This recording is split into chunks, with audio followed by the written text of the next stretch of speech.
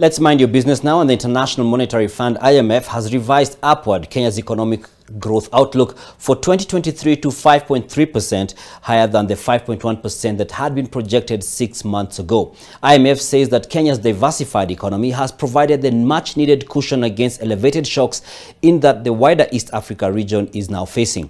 Now, Kenya is the only economy in the region whose projected growth for 2023 has been revised upward, with those of Rwanda, Burundi, Uganda, and the Democratic Republic of Congo downgraded, even as the forecast for Tanzania was left unchanged. The IMF, however, warns that high inflation remains a major threat to Kenya's economic outlook, with many vulnerable households being pushed into poverty.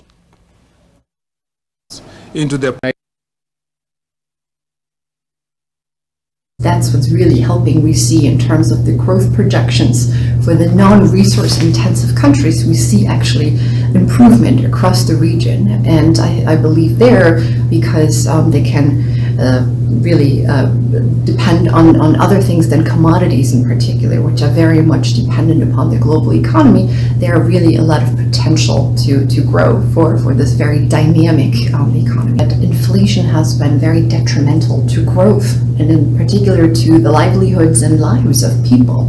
And in particular, the high food inflation, fertilizer, fuel from last year that we saw had a tremendous impact on people in sub-Saharan Africa.